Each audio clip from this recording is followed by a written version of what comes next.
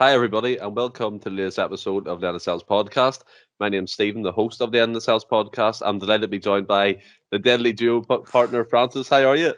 Oh, good, all good. It's back to normality. We can flirt a wee bit better just with me and you on it. I know, Ross.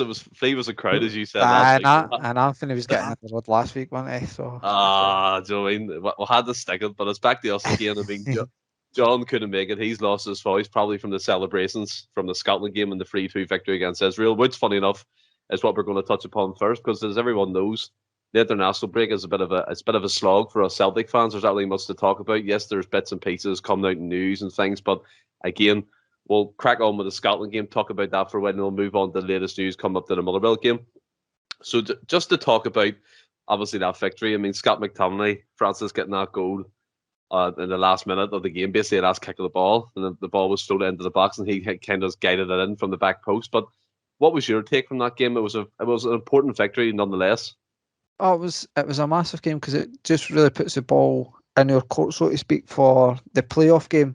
I mean, there's a really, really outside chance you can win the group. You obviously need to win your remaining 3 games and hope Denmark, I think, lose another game, which is obviously highly unlikely because I think William touched on it. Says they've not even conceded a goal, I believe, in the group. So it's kind of asking for a bit much. But if we win against the Faroe Islands, we're guaranteed a playoff because we're 4 points ahead. Sorry, so it was a massive game to keep it within our hands when you're like say, well, I think she should beat the Faroe Islands, and then Moldova sitting bottom of the group. So you've got 2 games and you only really need to win one of them. So you should be confident with the 2 fixtures that you can get the 3 points required to guarantee you second place in that playoff position. But as for the game, it was like to touch on the first half, we got off to the worst possible start ever. I think it was 5 minutes and Zahavi scored an absolute peachy free kick. I thought it was a stupid free kick to give away, but take nothing away for the boy, it was an absolute peachy free kick. And then we kind of grew into the game ever so slightly. They were still slightly dangerous. And then we actually kind of just showed a wee bit of belief. Like Kieran Tierney made a nice wee run and then played it back to Andy Robertson, who just took a bit of responsibility and laid into Shea Adams, who the 2 of them played a nice wee 1-2. Then it was gave to John McGinn, and John McGinn does what he seems to do in a Scotland jersey, always rises to the occasion, just one touch and curled it into the corner. If Messi had done that, we'll be talking about it for ages. But 2 minutes later, we conceded again. And again, a needless free kick, poor marking, poor defending. There's question marks, was it handball, offside, but there wasn't many complaints for the Scotland players, and that was at 2-1. You were like, oh, here we go. And then you get a penalty, which I think in Saturday I was adamant it was a stonewaller, but the more I see it, I'm not so sure. But being biased, I'll take it all day long, Stephen. And then Lyndon Dykes hits one of the worst penalties you'll ever see. Like, just, I get that most keepers will dive, but I think as times came on, keepers are more reluctant to stand more often and not now. They're kind of cottoned onto guys hitting it straight down the middle, and Dykes is renowned for hitting it straight down the middle. So, in fairness, Marciano's done his homework. I think you get away with hitting it down the middle maybe with a couple minutes to go or 5 minutes to go, or in a penalty shout, because the keeper's more likely to dive then. So you go into half time when it could have been 2-2, go on maybe a down on Stevie Clark. Whatever he's said and done in that dressing room is, you should say that for every game, because the second half, that's the best 45 minutes I can ever remember a Scotland game. Appreciate Israel and the best team in the world, but just as a performance, we were just relentless. I thought guys like Kieran Tierney was really pivotal. Just I think it was the early doors in the second half. He just made a really strong tackle, fair and strong. It was just the type of one that gets the team up, gets the crowd going and stuff. And then guys like Robertson, McGregor, who I feel gets a bit overlooked in the Scotland midfield because of guys like Gilmore and McGinn, taking nothing away from the two. Billy Gilmore, I say it every time, the guy's an absolute superstar in the making, I think. Absolute great player.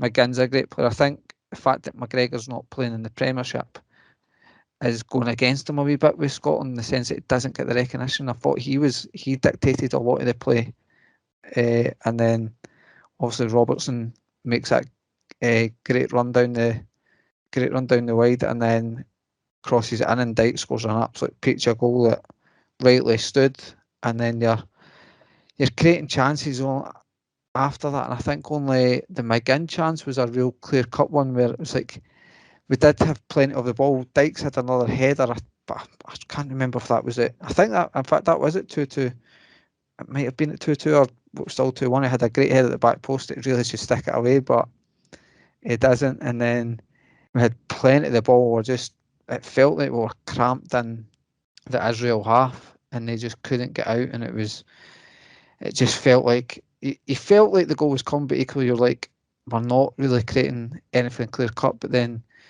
Patterson made a nice run down the right wing, and then like one of the funny moments of that was like about 8 to 8 minutes, and the linesman actually slips, and we're at Scotland are desperate for a goal, and we're actually laughing at a linesman because he slipped. You hear the big way going up, and then Christie takes it on and cuts it in, and John McGinn really should score. But I just think it was, some things are written in the stars, Stephen. Now, Sir Alex Ferguson, I say, was there at half time. Well, there for the game and got presented with a cap, his Scotland cap, eventually at half time. And so it's just fitting that maybe, and it was written in the stars, that we score a winning goal in Fergie time from a guy that Ferguson signed, I believe, I think he signed him for Man United at 8-year-old. So it's one of the things that was written in the stars, and McTominay sort of, he channeled his inner Kyogo and knocked it in with his chest. So I was running about daft in the living room watching it, and like picked my way up and everything, and nearly dropped her because I just didn't know what to do with her, because the girl likes the football and stuff, but she's more, as I've alluded to in other shows, she's more inclined to support the other team in Glasgow. But she likes Scotland winning, but she doesn't get into international football how like some of us get into international football. So I had to celebrate with something.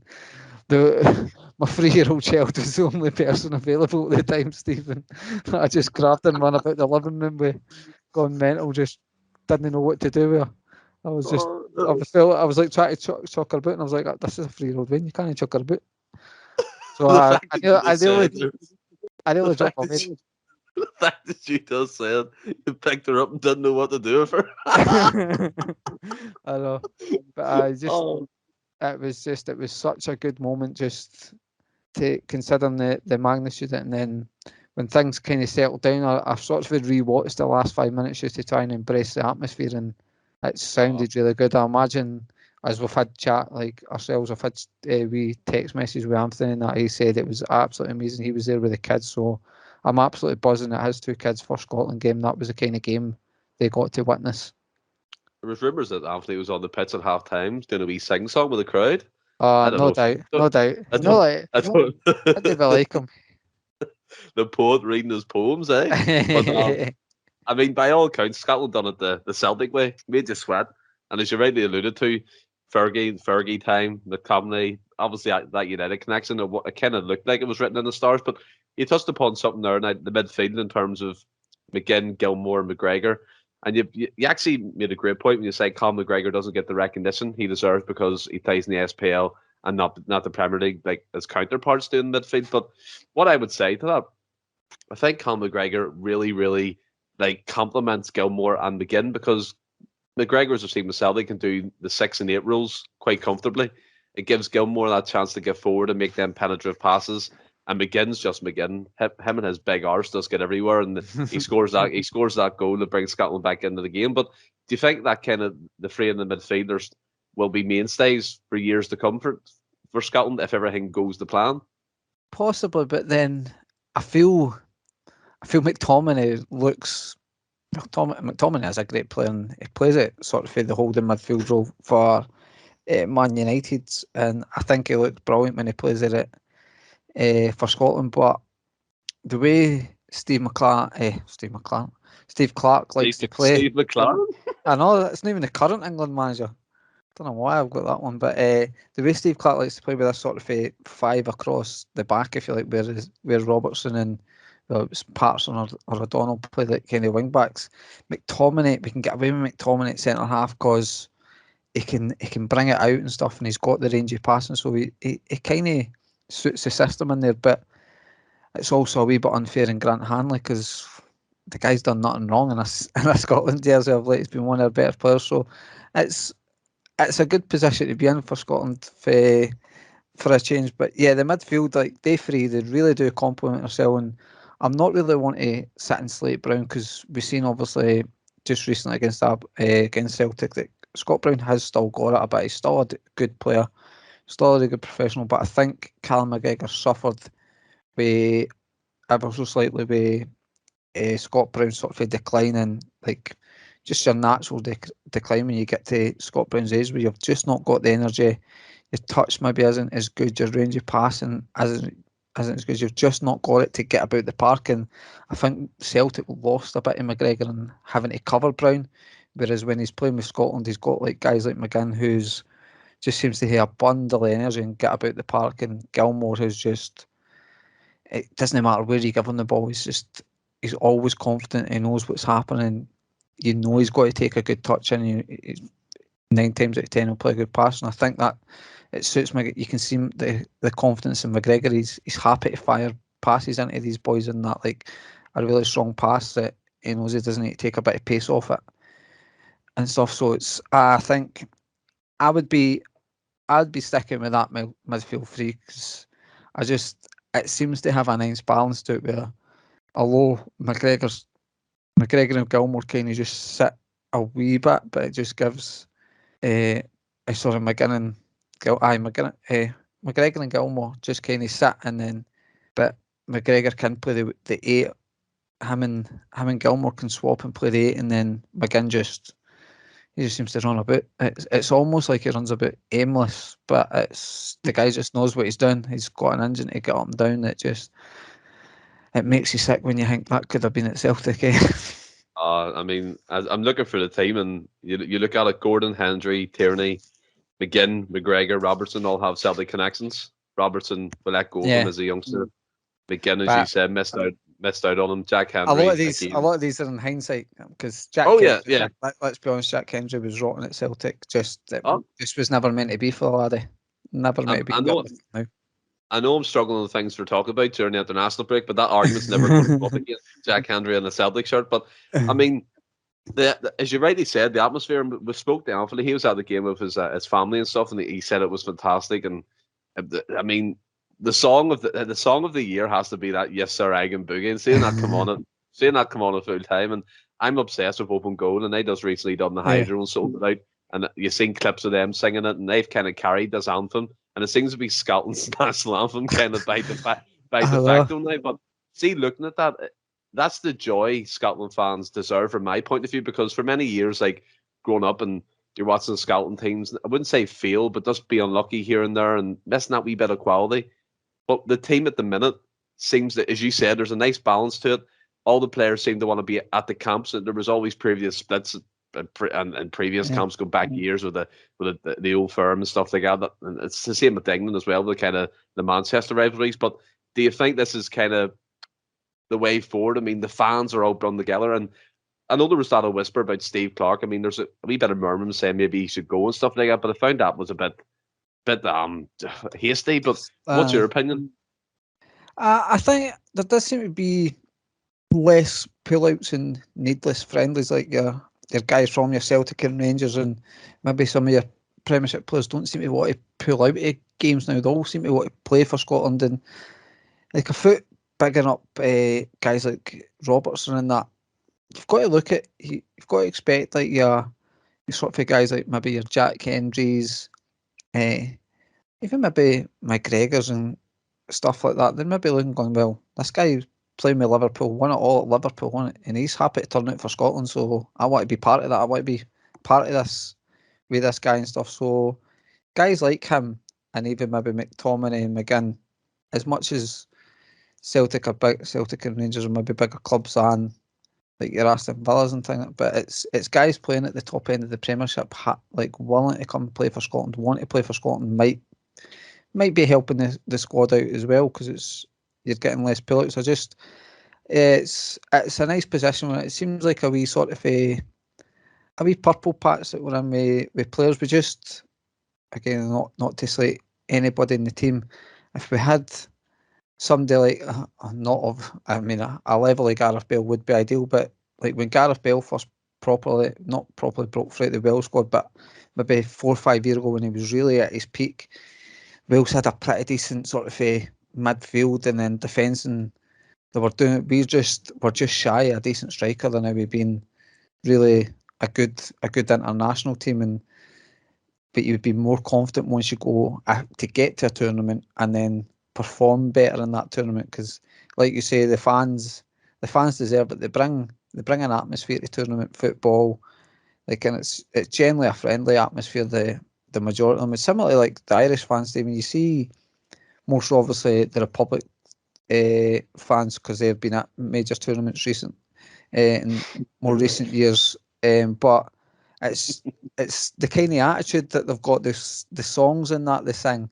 Like, I can remember ones from Republic Island that was just even singing like lullabies to kids on trains and stuff like that. It was just and like the Irish, both ends and like Scotland's fans, they're like that. They have got a good attitude when they go to these, because like we were talking about in the previous point, like we know how to laugh at ourselves in a way, and I think that helps with our attitude when we go there. We'll go there to enjoy it and nothing else really. It's just whatever happens, and if we get a win, it's great. If we don't, well, we're here enjoying it, and we've got to spend money and boost your economy a wee bit in the process. So yeah, just Scotland seem in a good place now.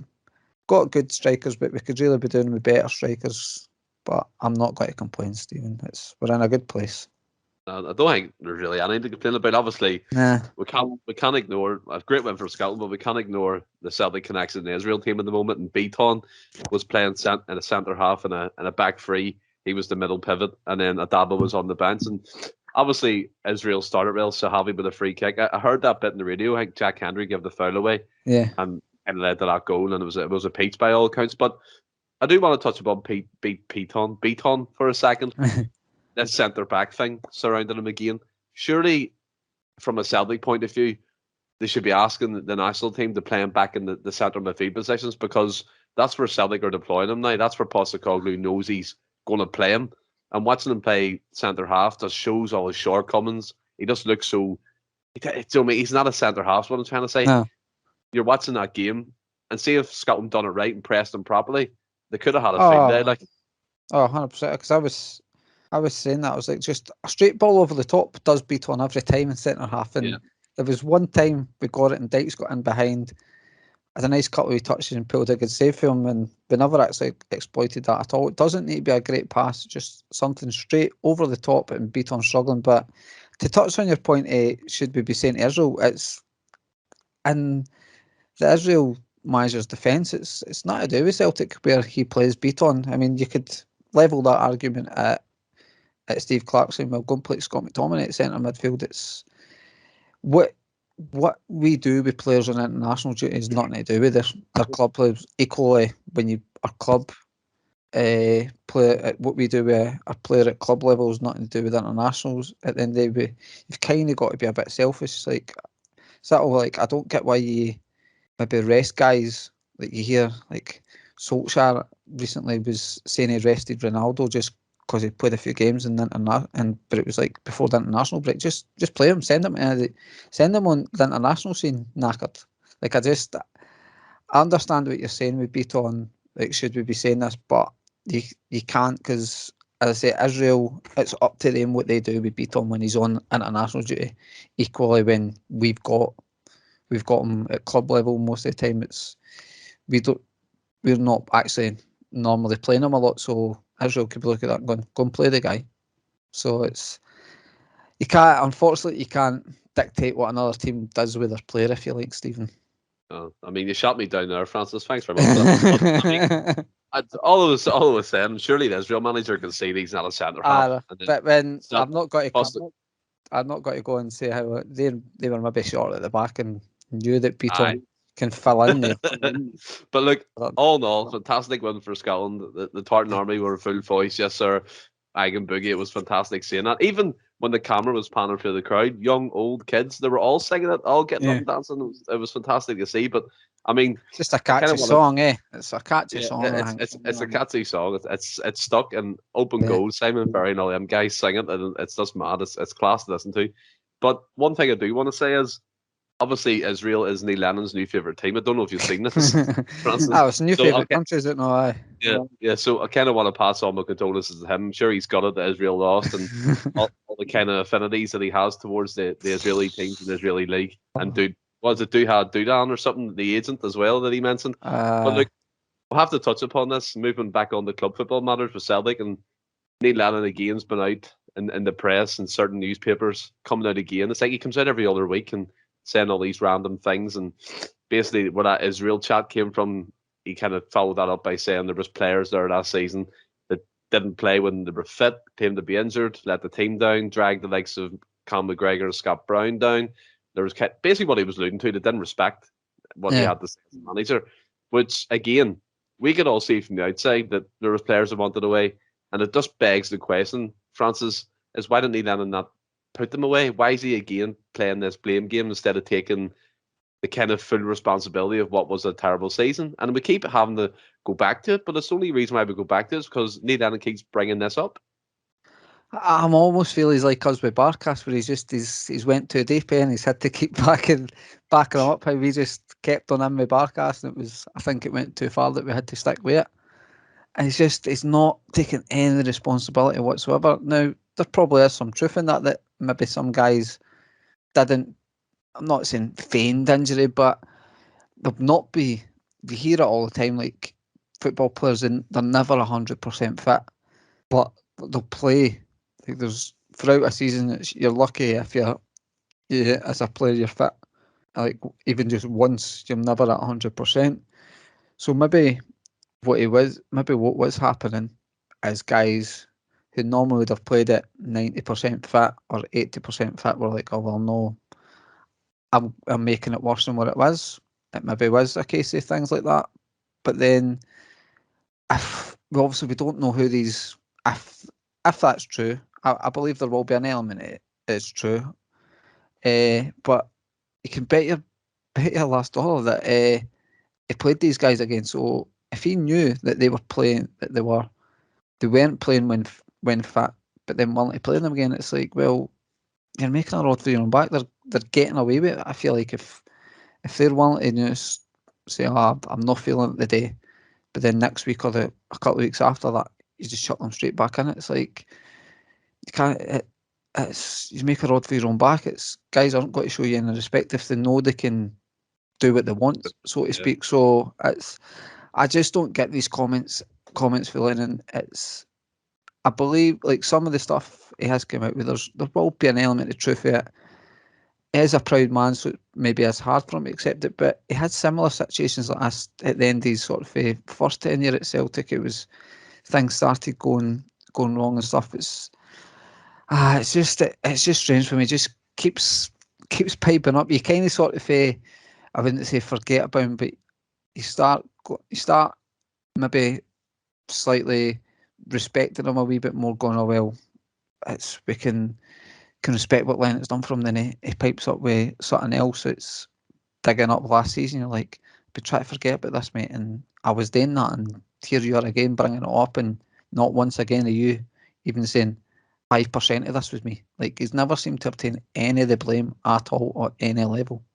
No, and it's I mean, as you said, as us the Celtic fans, we're trying to move on from that. We're in the transition period as it is at the moment under Postecoglou, and Lennon's come out making these wild comments. And as you said, there probably is an element of truth. Fair enough, blah blah blah. But save it for a book. Save it for 20 years time when you're retired. Make a bit of money out of it. Yeah, make a bit of money out of a couple of stories here and there. Go on open goal when you're retired. Say the stories then. But I mean, you look at it as well, Francis. It's like he wakes up some days and goes, "I've got a brilliant idea," and just rings all these publications and splurts and just talks absolute shite. To be honest, and the fact that he's pointing to Israel where he wants to manage is just points to kind of where his career's at the moment, and it's on the downward trajectory. downward scale. Can't even say it. We're not going to attempt it. But you look at it as well. There's people saying that he's going to tarnish his reputation, and there is an element that. And you made a great point. If he just moved on and let it go, even if he didn't come out and take the blame, but just keep quiet about everything, then you'd be right. It's all calm down now. Blah blah blah. He's still a Celtic legend, but the fact that he keeps coming out is just, it's frustrating. Do you not think it's just time, as you said? I think it's just time for him just to let the whole Celtic thing go now. Yeah, it's like just be. I mean, I know he always seems to, on these wee things, he always alludes to how much he's winning, and rightly so. You'd be proud of what he achieved, both as a player and a manager at Celtic. The guy's won umpteen honours, but don't sour that with some of the stuff he's coming out. Like even the Bayer Leverkusen game, I know we got scudded 4-0, and Celtic really shouldn't really be getting scudded 4-0 at Parkhead, but we are where we are and things like that. And some of the stuff he's coming out with, I'm like, you caused a lot of this, mate. You're the reason a lot of this is happening now. And here you are live on telly, it almost like it wasn't like you've nothing to do with this, and still no willing to like even just go, well, this happened. That it's like just move on. Just be respect everything you gave for the club, everything you've achieved for it. Just shut up, man. Just shut up. So you didn't like you say, it's taking bits and bits and bits away. I mean, I can't see another time where I'll go, I hate Neil Lennon. He would need to go something far for me not to respect the guy and love what he's done for us as a club and how he stuck up for us umpteen times and things like that. But it's just like, I don't remember him talking so bad about us the last time he left his position at Celtic. It's strange, and I don't know if he's still in it, but I'm sure he moved to like some sort of PR team in that fairly maybe in the last 6 to 8 months or something. It's just like, honestly, I think I said at the time, I think the PR company, the Rangers fans, they're like, let's just take the piss at the guy. It's just some of the comments are weird. Yeah, and it's weird timing. It seems to be at times where things quieten down in regards to Celtic, and then bang, Neil Lennon comes along. But look, we're not going to spend all evening talking about it, and we'll move on to the current injury list. The Celtic having players that are coming back kind of in the next 1 to 2 weeks. Some players are more available than others, and I'm going to rhyme off a few to you. So we've got the likes of Christopher Julian's due back in training after the international break, which is great news. James Forrest, same again. Mikey Johnson, the guy who has no ankles, he's coming back. Josip Ranovic, he's going to be coming back when that's over, the international break. And Giamakis, no, John will be telling me tomorrow to pronounce that wrong yet again. But it's what I'm going with. But out of that list, who do you think would come straight into the Celtic team as a starter? I think Juranovic comes straight in. For me, I would bring Forrest in, but I believe he'll stick with Abada because Abada has signing at the end of the day. But personally, I would bring Forrest in. Well, Julian, I don't know if Julian will come in because again, it's Cameron Carter-Vickers and Starfelt are both outside. But I think Mikey Johnson, no chance. He's no cut because he's not getting ahead of Jota for a kick-off. I don't think he's coming in. But it's good to obviously have an option there. But I think the only one I would hang my hat on right now is Juranovic out of them, mate. I love the fact that you totally ignored Giamakis. It's like he's come in for 2.5. I still don't. It's Kyle. Kyogo's got to be up front, eh? Oh yeah, 100%. But your man Giamakis seems to have walked into a no-win situation. He's come in top goal scorer in the Eredivisie, which is a great league by all accounts, and he's warming the bench or he's injuring his calf in the warm-up. It's maybe a good substitution to have then, isn't it? Maybe a super sub, maybe he can be our most expensive super sub, but we'll find that out soon. But touching upon, obviously, Christopher Julian, in my opinion, I think he'll come straight in when he's match fit over Starfelt. Now, we've had the discussion loads of times, obviously more so recently when he's played the games, that my opinion is Starfelt.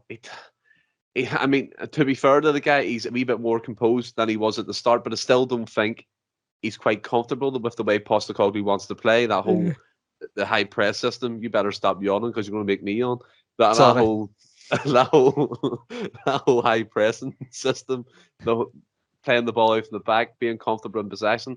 He doesn't look that type of player. Now we've seen Julian Francis He's great at diagonal balls. He can play a whip ball across the back four. He has a wee bit of a turn of pace. He's not the quickest, but I think he's probably a wee bit quicker than Starfelt. Do you not think that he would come in when he's match fit over him? Personally, I would bring him in, but it's one of the ones where I'm thinking it's because he's Starfelt as on paper a Postecoglou signing, whether that was maybe a previous target, maybe we were looking at, and it was one we could possibly get, and Postecoglou okayed it.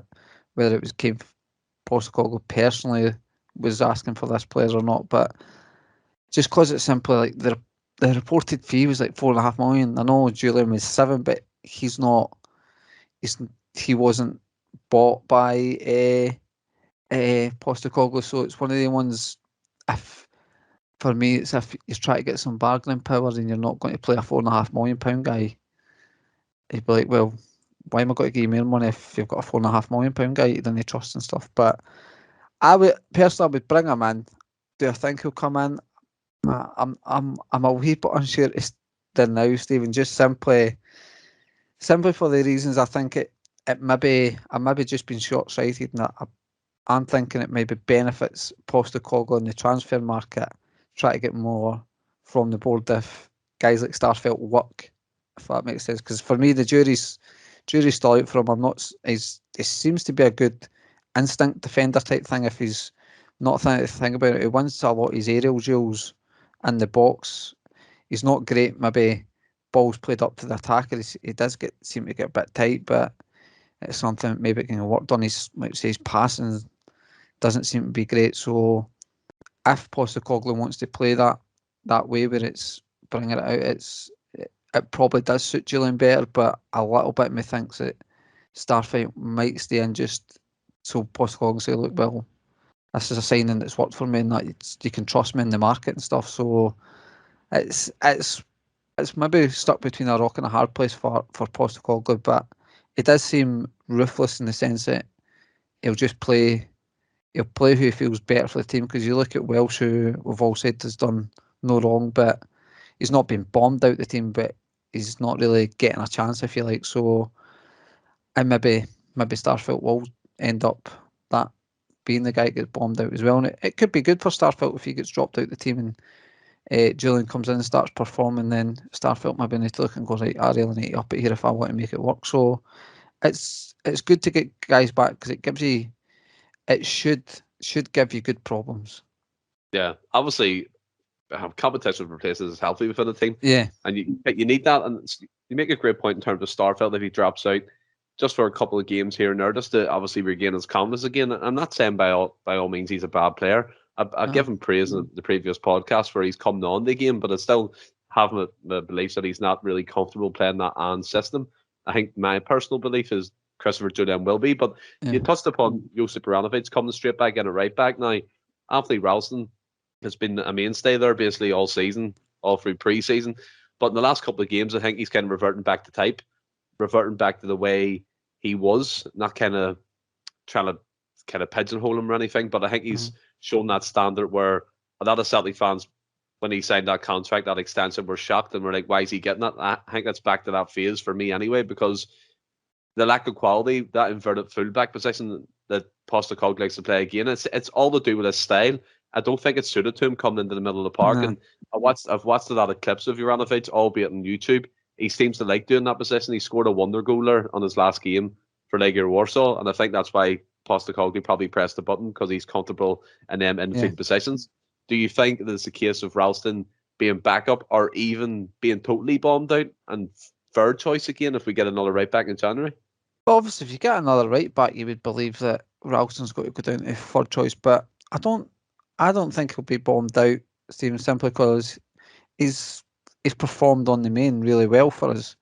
But like you say, and I believe it as well, it is struggling of late, and I think it's we're noticing it more because we've not necessarily played great, if you like, when he's coming in doing that inverted wing back role.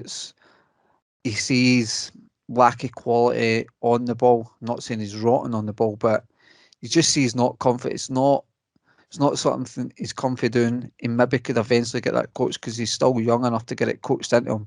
but he has of late looked like he's struggled in there to try to play that role. And like say, Juranovic is a Croatian international. He's 26. He's at a great age, and obviously it does seem like a Postecoglou signing going by YouTube clips and stuff where he can play in there and he just looks so comfortable and so composed on the ball. So for me, that's why Juranovic comes in. But I still believe Ralston has a place to play in this squad, because if we're going to, not that we've played the high press for a while, but if you're going to play that high press in football, guys aren't going to get fit over a couple, like 6 weeks. It's going to take a wee while for guys to get up to speed and build up a level of fitness and stamina to play that role. So you'll need your guys like Ralston to come in. You can already see it in Juranovic. He's had a couple of injuries already, so I see the type that's maybe got to be. Is it got to be the right back, Michael Johnson? Hopefully not. But don't be saying that. You better touch some wood right now. No chance. Right. That's my touching wood. But I mean, the guy's had a couple of injuries already when he's came in. But again, that could just be a different style of training and stuff. It can just be because in fairness to him, it only seems to be like 10 days or something. It's like a game or two he misses. So it does seem more like muscle injuries from maybe training and stuff. But yeah, I wouldn't say Ralston will be bombed out, because personally I would, if whatever business we do in the January transfer window, I would not be concentrating on right back, because we've obviously got Juranovic and Ralston, who know is capable enough if need be. And that's a great point. And obviously, the back four is the main area of concern. I mean, for January, for me, we need to get another centre back in. We need to get another left back in. And the whole left back thing right now. What were you going to say? I was going to say I'll definitely left back.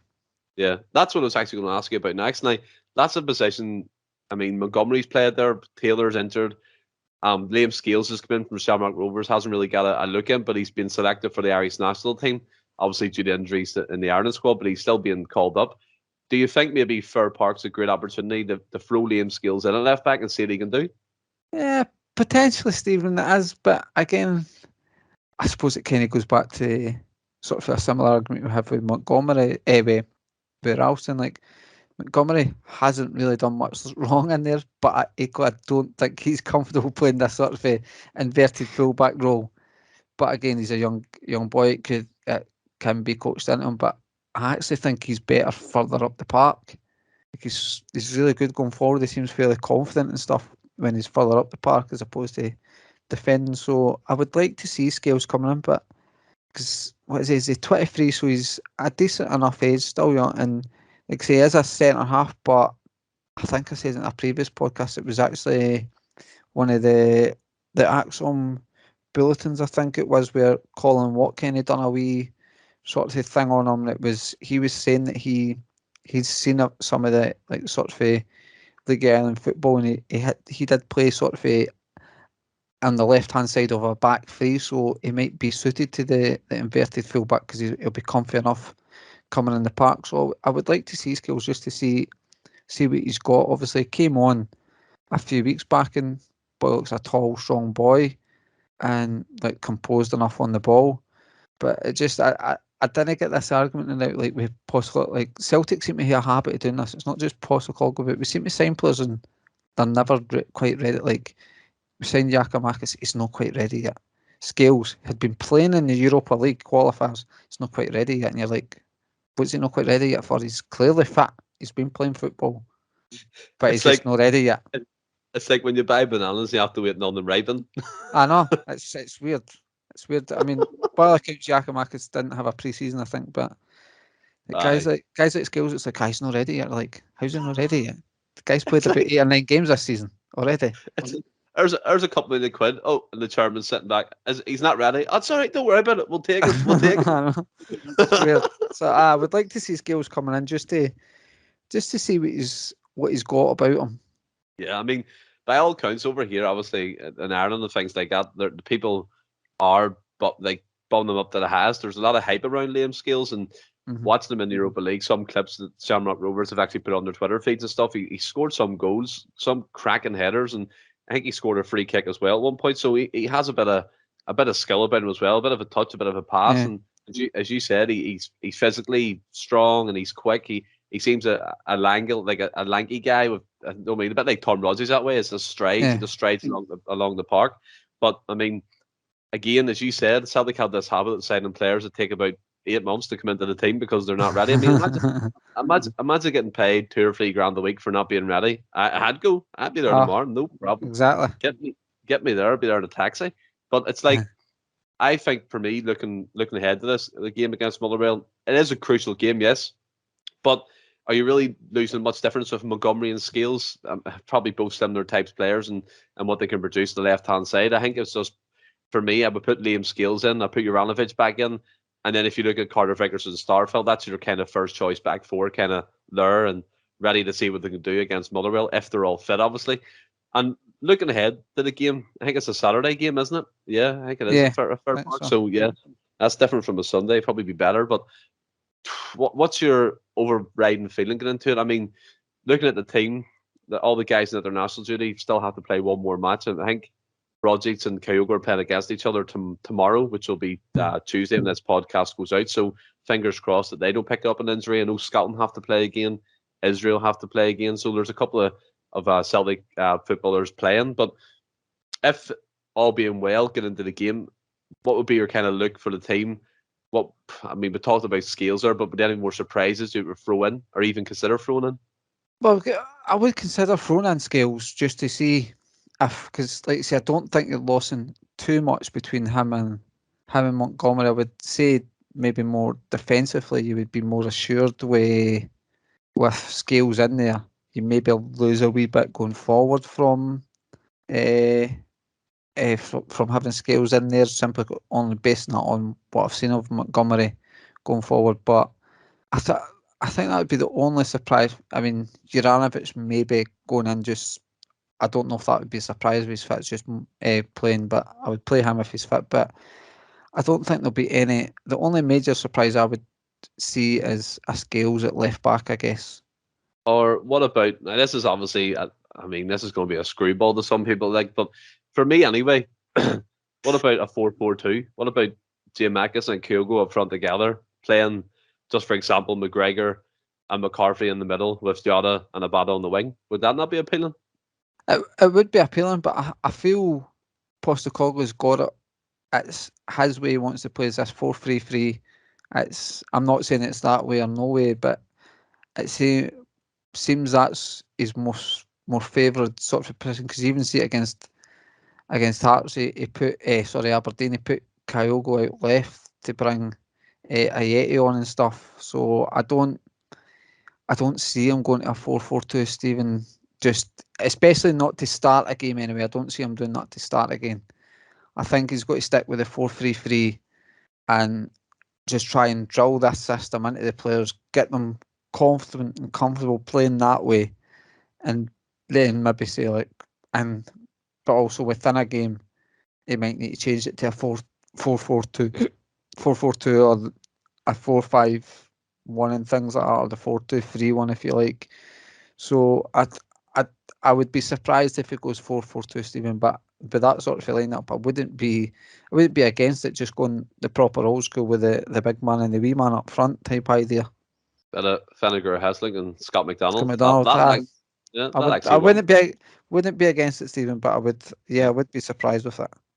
Dude, I mean, obviously we're off the back of the win at Batodry, and I think for me anyway, we can't be affording to drop any more points. I don't think if we do drop more points and the other team across the city take advantage of it, for me anyway, we're in trouble with the league, because we've seen again fine margins dictate the league. And last season when we were playing catch up, it didn't really suit us, and we look 25 points behind, Francis. And this early in the season, for me, we shouldn't be calling any game a must win. Obviously, all games in the league are important, cup competitions as well, because you want to get as far in them as possible. But do you think this is must win against Motherwell?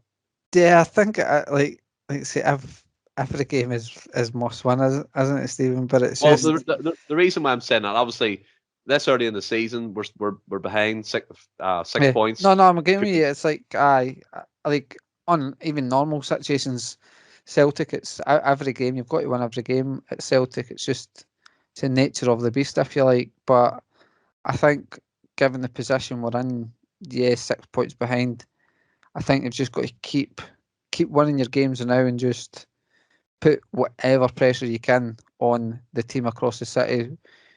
if they're playing after you or at the same time or whatever. It's just, if you can even just briefly for an hour or two have it at 3 points, it's just that wee element, and then it's just you're doing as much as you can to put pressure on their fixture, and as I say, just as much as it's as much pressure as you can do, whether that be a scrapey 1-0 win or whatever, or battering Motherwell 4-5-0, just any sort of pressure you can put on their game, so you can, it's all you can do until you can actually sort of first hand have an impact on one of their games when we actually play them in the next derby match. So yeah, I think every game the now is obviously must win.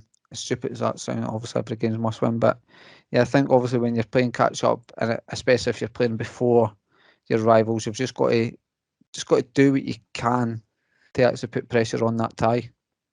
Yeah. Do you remember how bad the Motherwell pitch used to look? I know. Oh, it just popped into my head there that they actually do have grass, so it's all right. I think thankfully this global warming's helping. Oh, it used to be horrendous, covered in sand. And remember watching the game on Sky Sports, and I was like, "Oh my god, no wonder they only give us 25 million." 25 million just for that pitch. The regenerate it. No, it's just horrendous back in the day. But I mean, we're going to do score predictions and lineups, I would say, on Thursday show, which goes out on the Friday. But I want to kind of throw something at you here now. This is obviously just off the cuff. What player has Celtic signed from Motherwell that's stuck in your head, or what's your favourite player that's came from Motherwell to Celtic? I mean, the obvious one would be Scott McDonald, but I would have to say Stephen Pearson. And just simply, Scott McDonald was a Celtic supporter, but Stephen Pearson it was proper old school, like box to box player, and just maybe he wasn't the most talented footballer, he was good enough player, but I think it was just his heart that kind of won it for me. And I think one of the other reasons I'm saying it is just a story. There's a nightclub in Motherwell, or is it Hamilton? I can't remember. I remember what it was called, but there's a chip shop inside this. I think it's called Hamilton Palace, possibly. I'm not actually 100% sure. It's irrelevant. Folk that maybe listen to the show know. And but there's a nightclub through that way where he's from, and there's a chip shop inside it conveniently, and you've got to go downstairs through the exit door and then you pass the chip shop just as you're going before you go out. And I can just remember me and Ross were there with other friends. It was a Thursday night. Work the next day just because you were a young guy, and it was cool to go out on a Thursday and just turn up for work and get through the day. But we wearing chinos and stuff, were you out rocking it? Probably, aye, because that was the fashion back then. I probably had a snake belt on that was down to my knees and everything, so I'd probably look terrible, but I thought I was looking cool at the time. But I think I strolled out the chip shop, strolled out this nightclub with like a sausage supper. I think I definitely had about 3 or 4 bags on me anyway, just holding them, hands and arms absolutely boiling. And I'm strolling out about 2 o'clock, I think it was, in the morning.